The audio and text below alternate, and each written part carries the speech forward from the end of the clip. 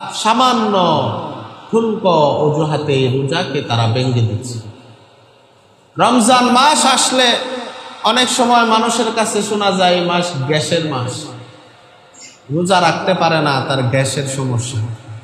রোজা রাখতে পারে না, শরীর দুর্বল হয়ে যায়।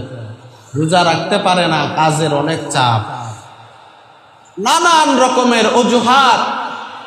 আরে ভাই, আল্লাহ তাআলা 11টা মাস তো আপনাদেরকে রোজা রাখতে বলে নাই। পুরা 11 মাস আপনাকে স্বাধীন মতো চলার জন্য আল্লাহ তাআলা দিয়েছেন। এই একটা মাস আল্লাহ তাআলা সিয়াম সাধনা আপনার নিজের জন্য, আল্লাহর উপকারের জন্য না, আপনার নিজেকে তাকওয়ার দ্বারা আলোকিত করার জন্য, আপনার নিজেকে সফল কাম করার জন্য আল্লাহ এই একটা মাস দিয়েছেন, যে তুমি এই এক মাস তোমার